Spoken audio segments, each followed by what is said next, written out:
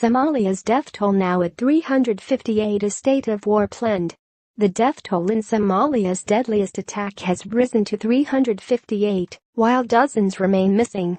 Somalia's president was expected to announce a state of war against the al-Shabab extremist group blamed for the bombing, the prime minister said. The United States is expected to play a supporting role in the new offensive planned by President Mohamed Abdullahi Mohamed, a Somali military official told the Associated Press. The official spoke on condition of anonymity because he was not authorized to speak to reporters. The president's emergency speech to lawmakers was postponed Saturday to a yet unknown time. Somalia's army spokesman Captain Abdullahi Ayman said the offensive involving thousands of troops will try to push al-Shabab fighters out of their strongholds in the lower Shabelle and middle Shabelle regions, where many deadly attacks on Somalia's capital, Mogadishu, and on Somali and African Union bases have been launched. The extremist group has not commented on the October 14 truck bombing in Mogadishu, which Somali intelligence officials have said was meant to target the city's heavily fortified international airport, where many countries have their embassies. The massive bomb, which security officials said weighed between 600 kilograms and 800 kilograms, 1,300 pounds and 1,700 pounds, instead detonated in a crowded street after soldiers opened fire and flattened one of the truck's tires. Somalia's information minister Abdirahman Osman said late Friday that 56 were people still missing.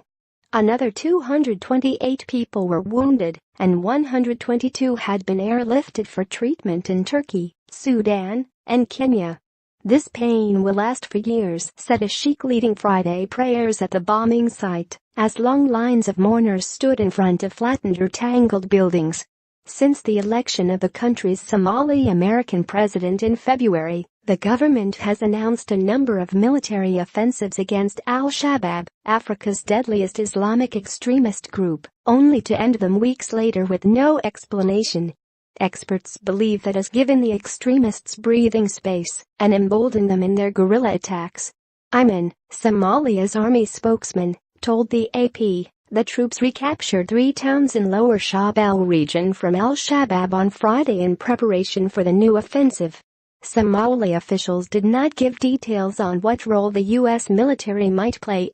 The U.S. has stepped up military involvement in the long fractured Horn of Africa nation since President Donald Trump approved expanded operations against the group early this year.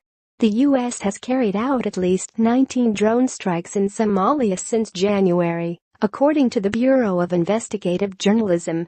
The latest U.S. drone strike occurred Monday about 35 miles, 56 kilometers, southwest of the capital, the U.S. Africa Command told the AP.